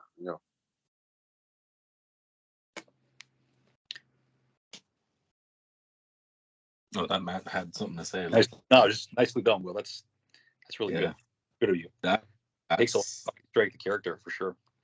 Thank you. Kudos. Thanks. an amazing, Appreciate it. that's an amazing story. Honestly, like when you had first told me that you had like reached out to your dad and you guys were like reconnecting, I can say because I've known you since like high school. That was one of those like pivotal moments where I felt like I was talking to a different person. I felt like you were a lot more direct with what you wanted to do. Um, and you just had vision. You had like a vision. Not to say that you didn't have it before, because like you've been chasing your goal for a very long time. But I think watching kind of like that transition, and it's just you chased it down with like a hungry cheetah. Like, you know what I mean? Like, it didn't matter what happened, it didn't matter what shortfall was, it didn't matter if you like failed an exam, you're like, you know what, no, I'm getting it the next time, I'm going to do this. It was just your brain started functioning differently. And I don't know what was going through your mind at the time. I don't know if that's something you can recall, but I just noticed like a whole different like Will. I saw a Will that was like not going to be deterred by anything. Like, you even told me, I remember, I think you it was one of the times you had failed, I think once or twice. And I was like, what are you gonna do? He's like, do it again. I'm take a couple weeks off. I'm gonna study. I'm talking to this guy now. This guy passed. He's gonna like kind of like teach me certain things, and I'm gonna do it again. And you just kept that mentality going, and just when you got it, I remember you didn't tell me for a week, like you had passed, but like you waited a week, and you were like, I was just celebrating. I was just like happy. And like I didn't want to tell anybody yet, but like I passed, and like, I'm doing this now and I'm doing that. So I think that was like seeing that was pivotal for me. And when I look at my own experiences, and I'm sure Matt, you've had a similar experience as well, I felt like there was a lot of influence in my life from like a male perspective, and I learned a lot from them. And they weren't necessarily all conventional. Like my first stepdad was abusive. Not gonna lie, he was an abusive man. Not so much to me, but more to my mother. But he was one of the hardest working men I've ever seen in my life. This was a guy who was a truck driver. He would be gone for days, and I didn't really understand it. And I think this is where I really the rose-colored glasses came off for me, because when I was growing up in the islands, like everything was like easy. You know what I mean? Like everyone was friends. You could leave your door unlocked and nobody comes in and robs you. I had like pets, I had like goats. Like life was easy. And then I came here and it's like you get yelled at for like the door being unlocked. So going through that culture shift was like hard. And then just meeting this individual, I didn't know him from Adam. Like the first time I moved here was the first time I've ever met him in my life. And it wasn't until I got on the road, because he would take me sometimes on weekends and we'd go to like St. Catharines and we'd go to New York and we'd go to all these like different places. And I think that's really where I started to see how hard the world is. Like it is no joke. Imagine, I know you guys have gone on road trips. I know you've driven to Montreal, which is like a 4 to 6 hour trip. Try driving for 12 hours straight. Try driving for 16 hours straight. Try parking at the side of a road on the shoulder to catch like a 4 hour nap. Like, this is the stuff he had to do. There's times where, like, you pack this lunch, you pack like all this food for like 3 days, and it's done in a day and a half. And now you gotta be like, fuck, now I gotta figure out where to eat. I gotta figure out this. And on top of that, now he has a kid with him who he has to make sure A, he's entertaining, B, I do my homework, and three, that I'm taken care of. And he just took to it like it was nothing. He just had an answer for everything. And I remember seeing that. And for me, that was a trait that I took. I was like, I knew if it was my mom, she'd be freaking out like 110%. She'd be like, oh my God, there's no food. What are we going to do? And she'd like be in panic mode. And I was like, this guy was just like, all right. There was no GPS. I learned to read a map. And he's like, from what I remember last time, and this is crazy, every 20 kilometers, there's a rest stop. So we're about here. So we need like 7 or 8 more kilometers and we'll be there. So we'll be there in like 20 minutes. And legit in 20 minutes, we were there. Like he just was able to navigate the world so well.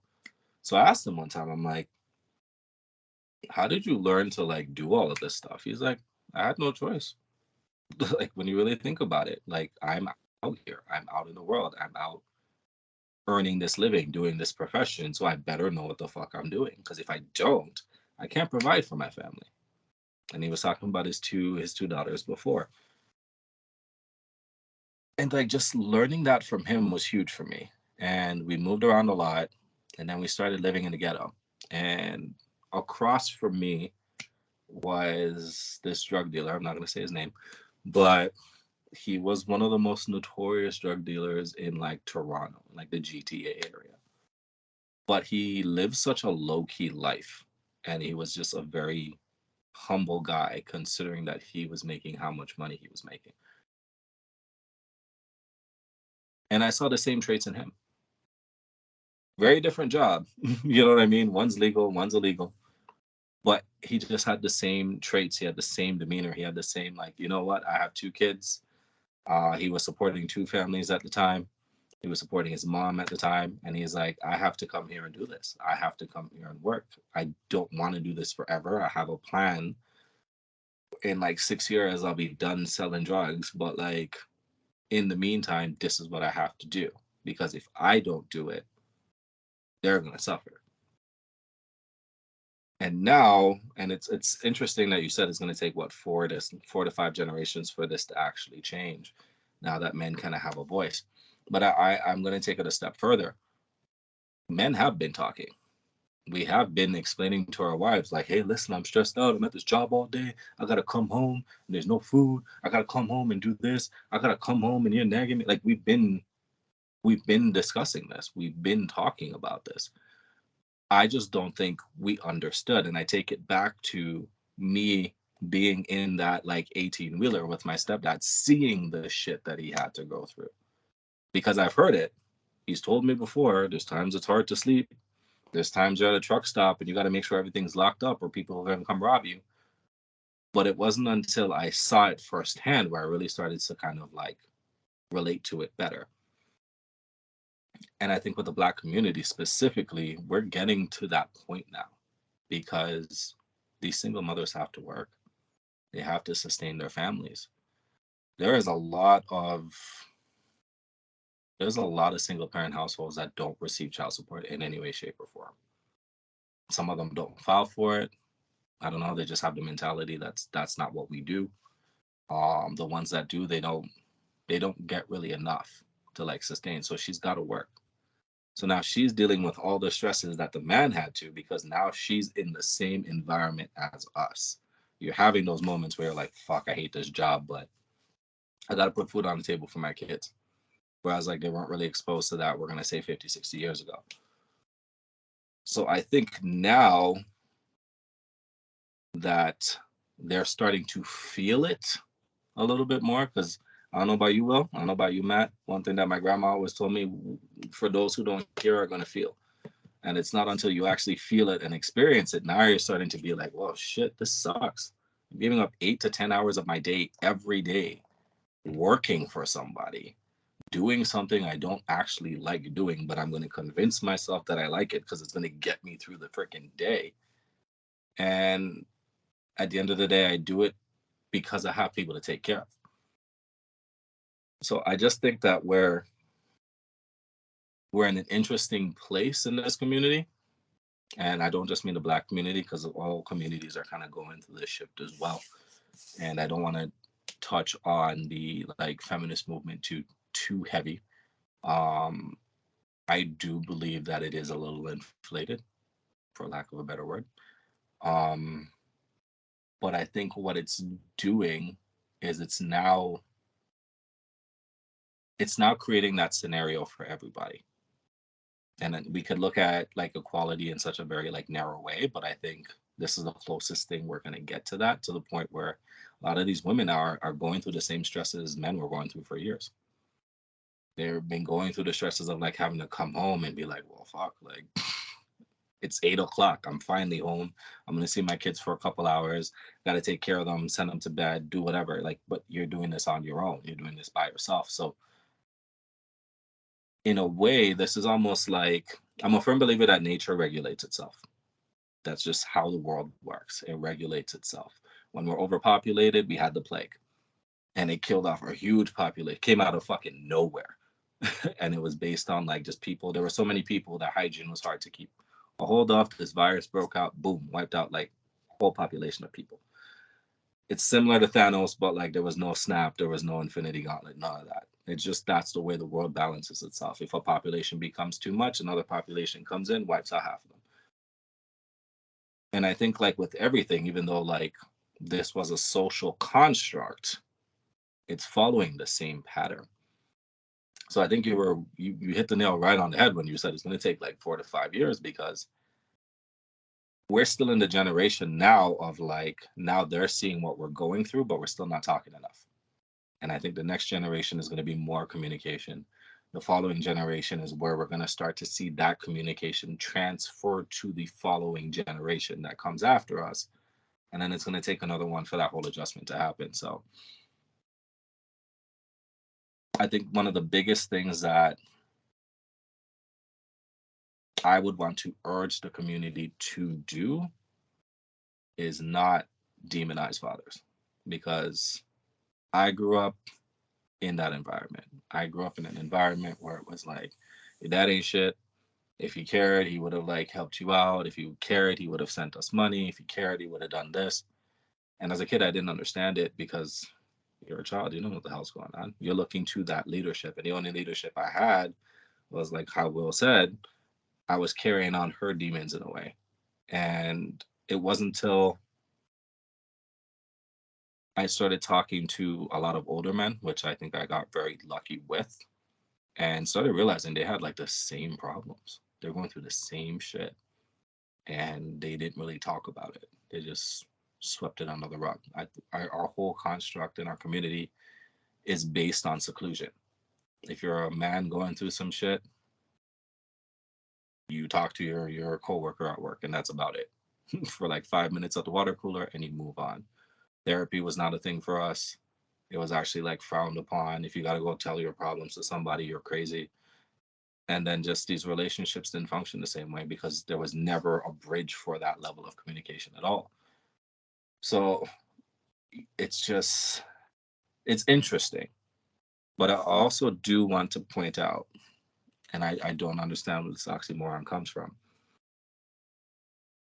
There's also the largest population of single parent homes that generate successful offspring.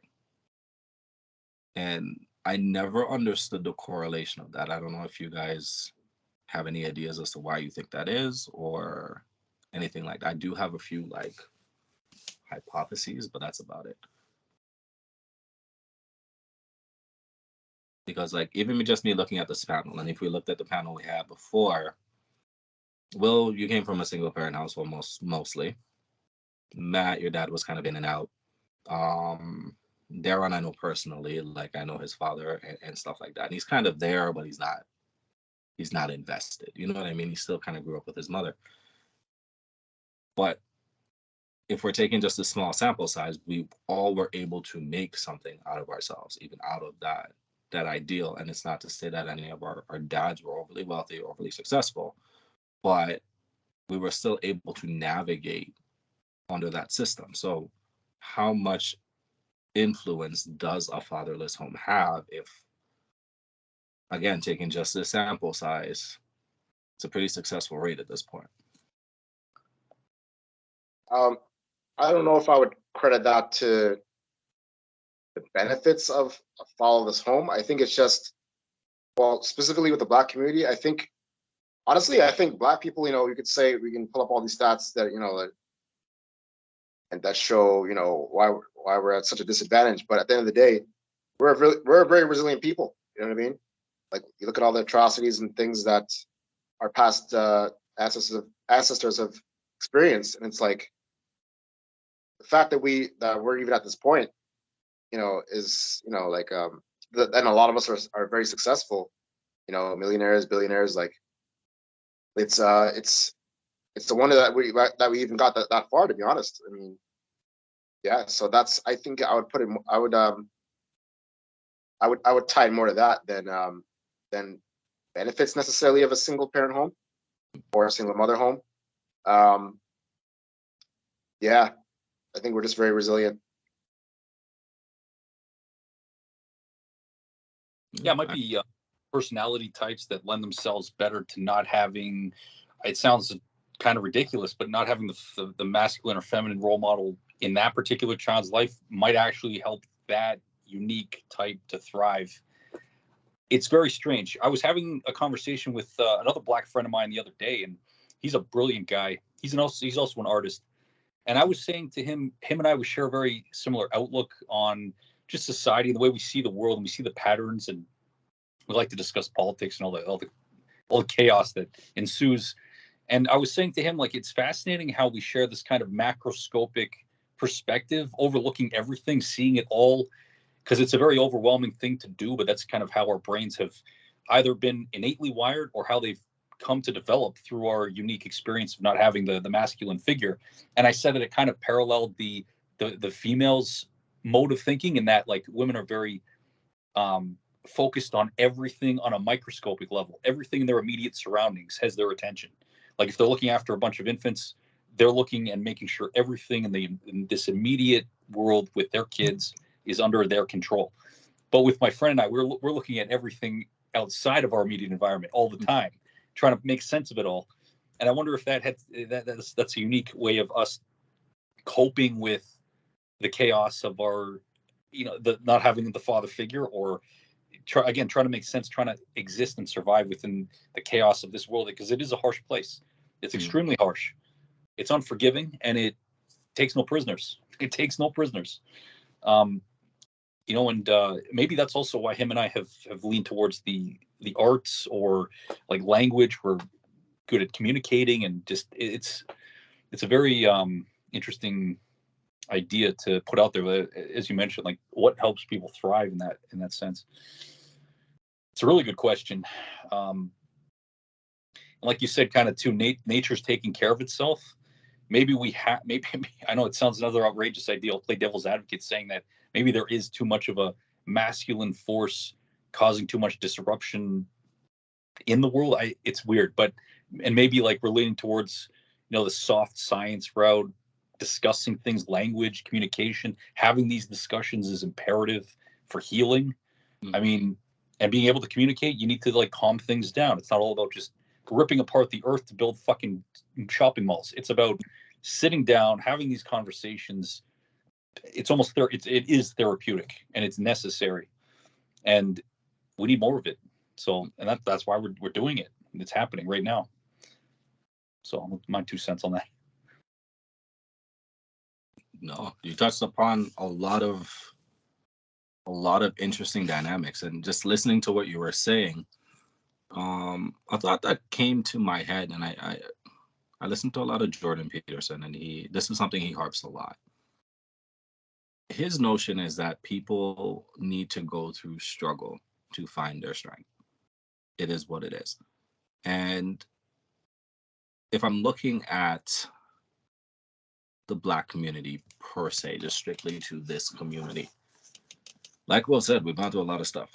We really have. We've had everything, even like the kitchen sink thrown at us at this point. And we find a way to persevere.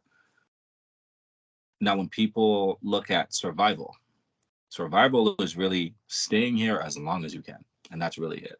It's not, we're going to build huts in the freaking forest. Like, if you can survive by hanging yourself in a tree, we're going to do that. And we're going to do as much as we can just to survive and persevere.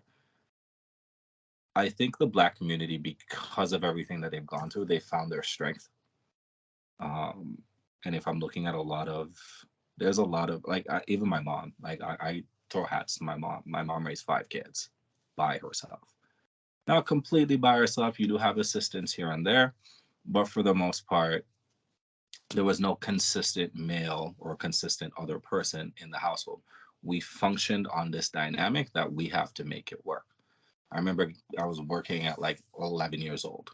You know what I mean? My mom had a store. I'm like, listen, you now have another child, go home. I got this. So it's like we created the system in ourselves that worked and thrived for us to survive in some way, shape, or form. I know that there's the notion, and I've heard a lot of people say, like, if you take like 5 women and throw them on an island, they die. But if you throw 5 men on an island, like, they find a way to survive. I don't know if that's necessarily true. What I will say, from a lot of the women that I've come across, they're finding ways to survive as well. It is what it is, because this is what we are designed to do as people.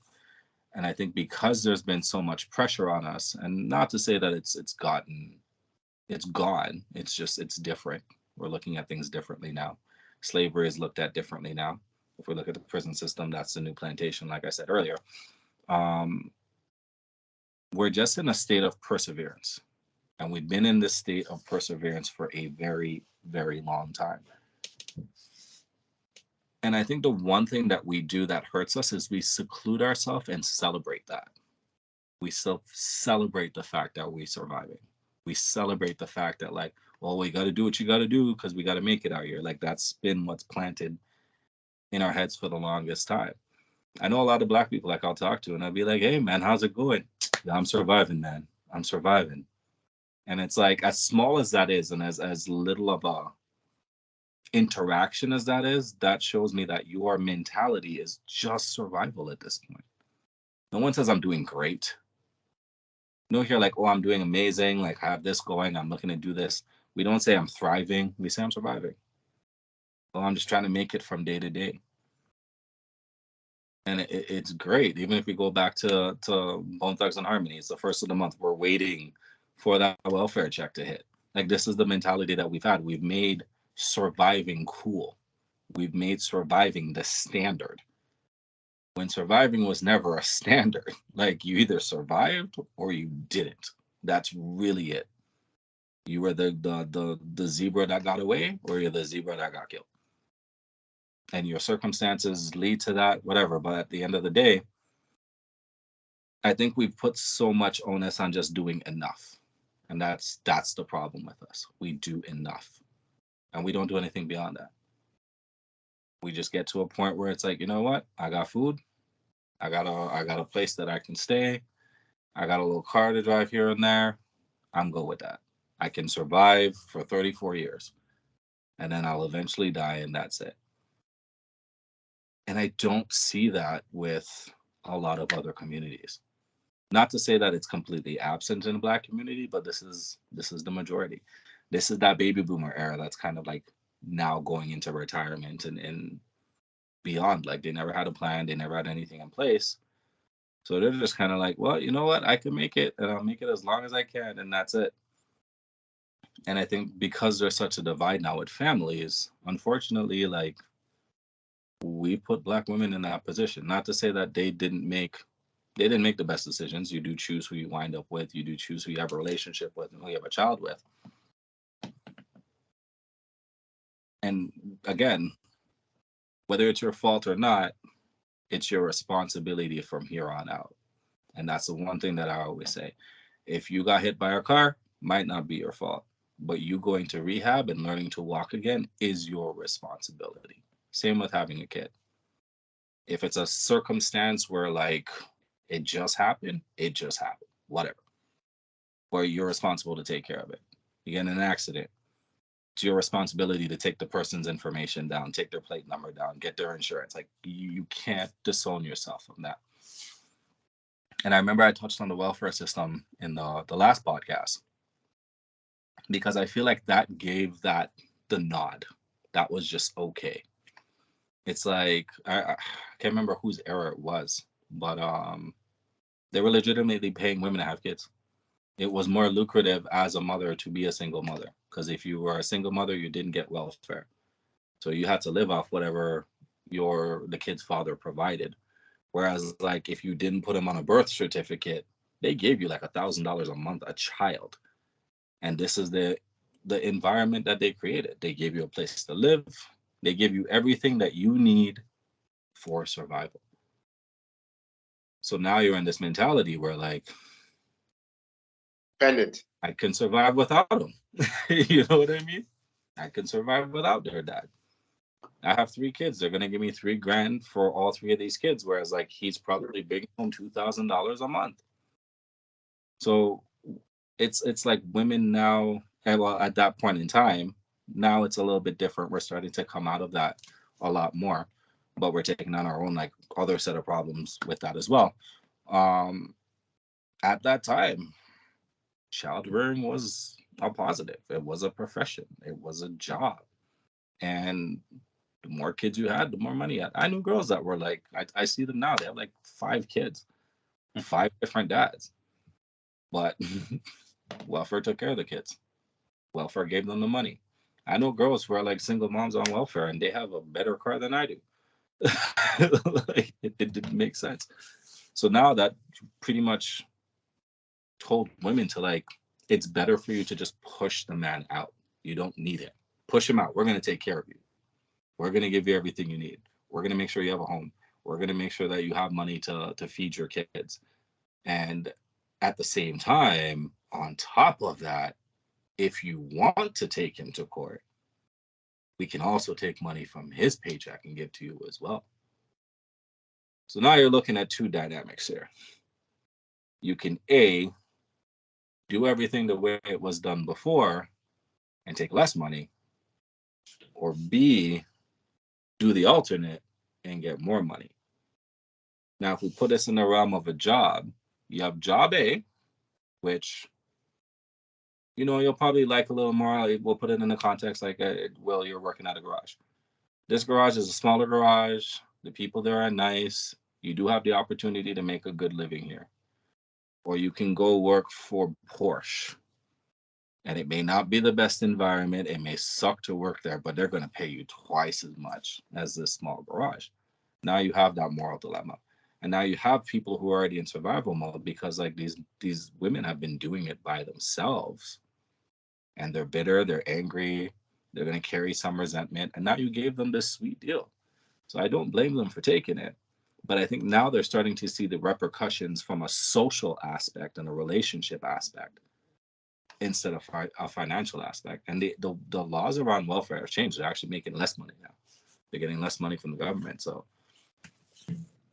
I think the shift is happening for a reason.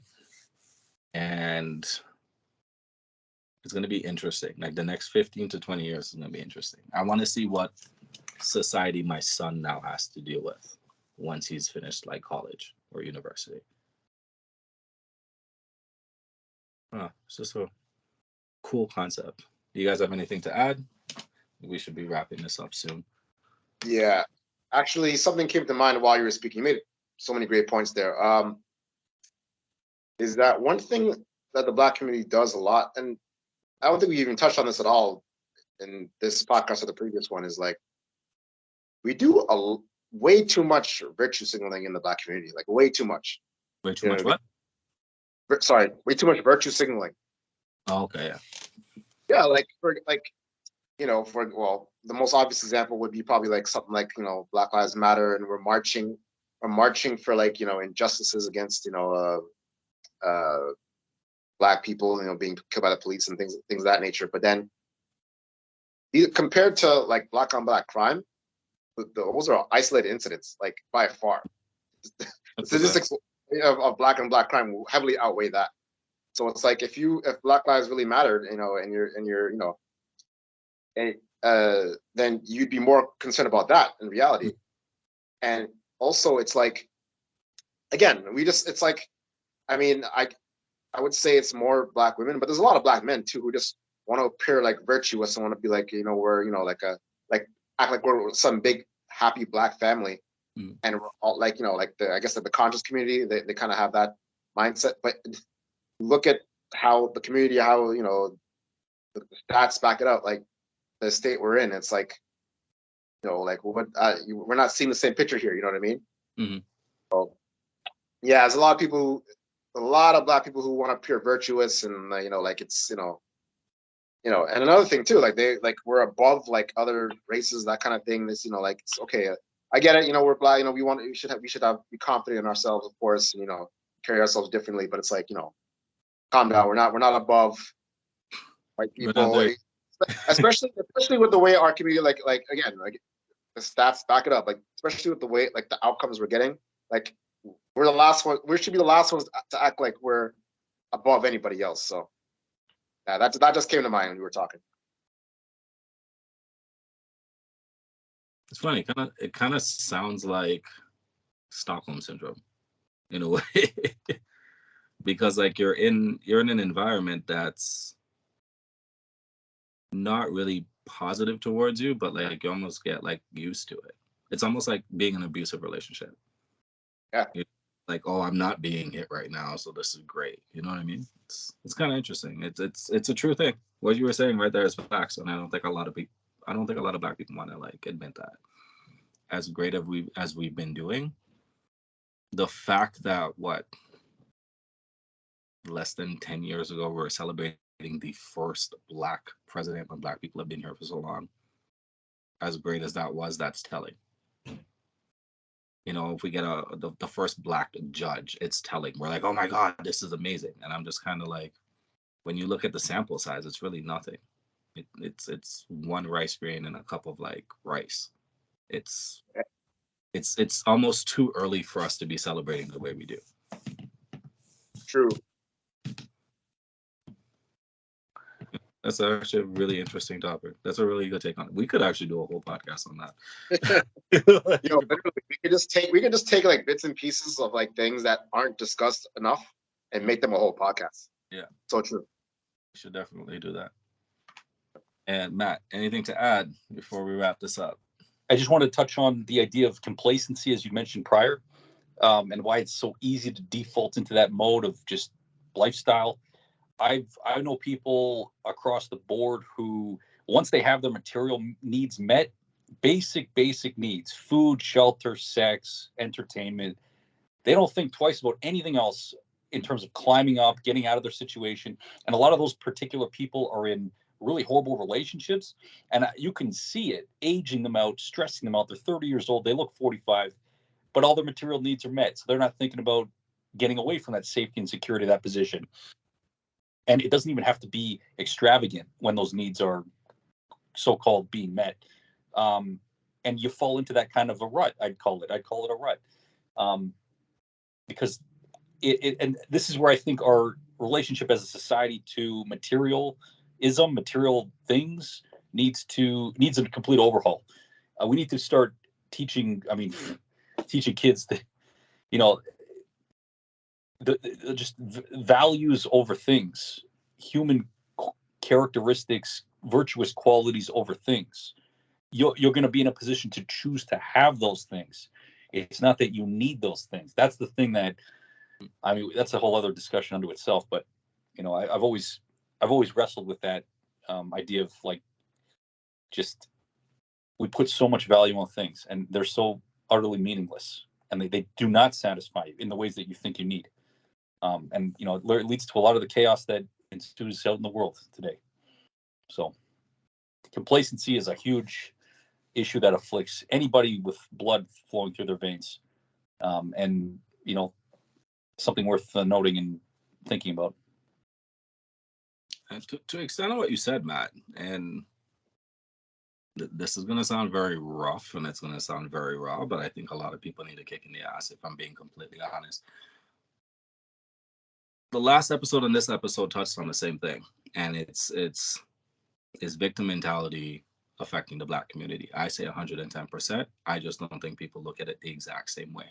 To have victim mentality means that there is a level of delusion in the way you think, because you're able to rationalize in your mind that it's somebody else's fault and you have no fault in this whatsoever. Like, you have just fully succumbed to the things that have happened to you.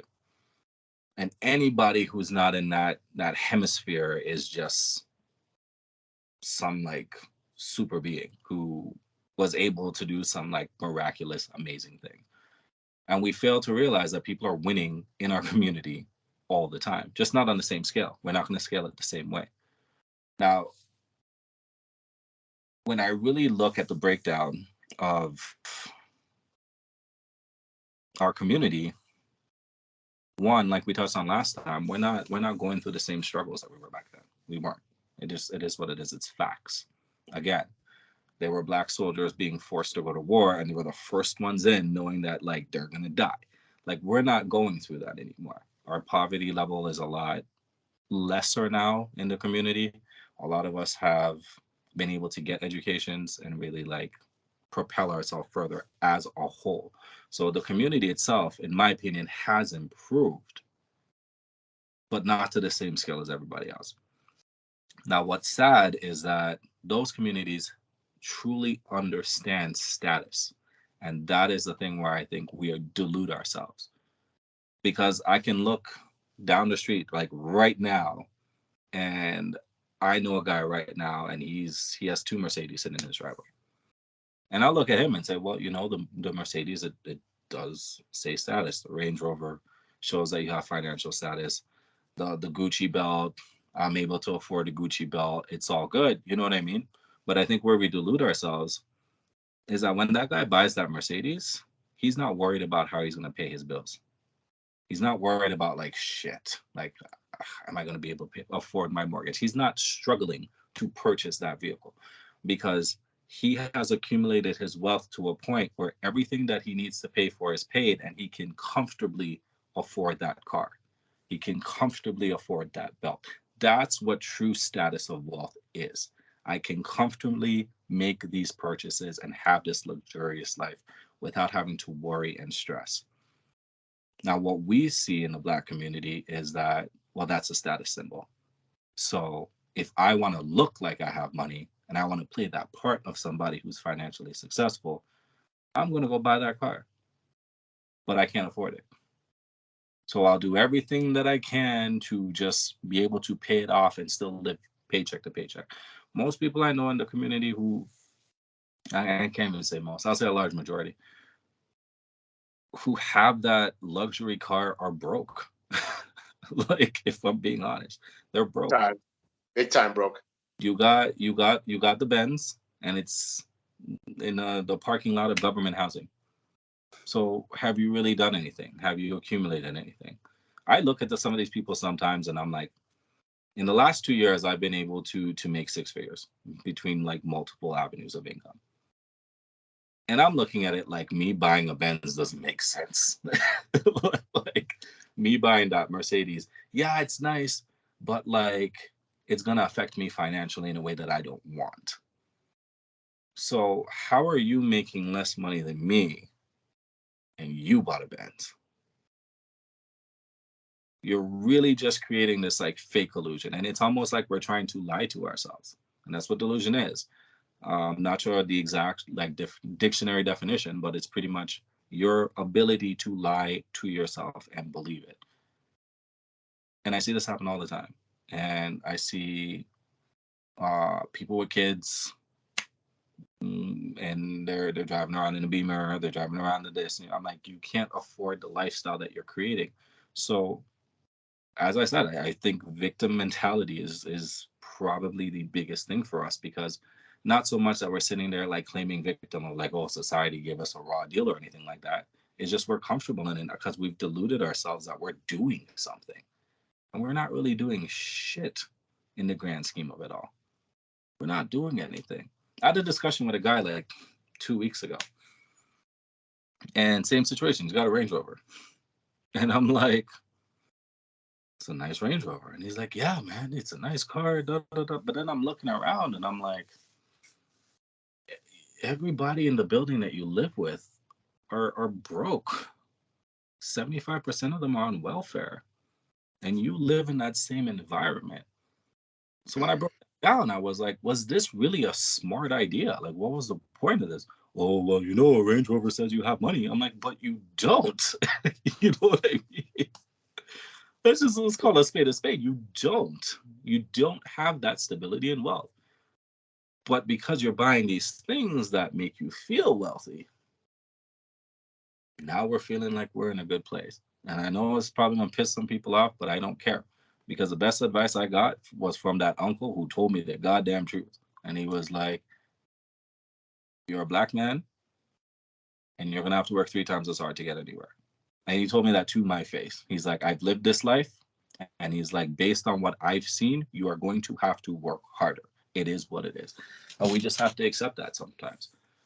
So again, I personally feel, and just to answer the question of this topic, and I'll ask you guys the same question, I truly believe that victim mentality is probably not the only thing that's damaging the community, but I think it's probably one of the biggest factors, just based on everything that I've kind of just blurted out in the last 5 minutes. So I'll ask you guys the same question, and then we'll wrap it up because I know people got things to do. I concur. Victim mentality, yeah. It's like you said, it's definitely one of the top things. Maybe not biggest thing, but it's up there. Definitely up there. So, like I said, once we get rid of that, once we get rid of once the Black community can get over the smaller hurdles, then bigger things, bigger aspirations will definitely be easier to reach. So that's I think that's a good long-term strategy right there. So yeah. Yeah, it seems, I mean, from the statistics we've analyzed, the anecdotal evidence we've discussed, and just a lot of listening that I've done with friends and with you guys, it seems that it definitely is contributing in a deleterious way, and that's got to change. That's certainly got to change. But yeah, I mean, at the same time, we've also discussed ways in which those changes can occur. I think it's crucial that we're addressing this factor. It is a very sensitive subject, but it needs to be discussed and considered from all perspectives. And I think it was good of you to put the show on that topic, Trey. No, gotta give thanks to Will for that one as well, because Absolutely. No.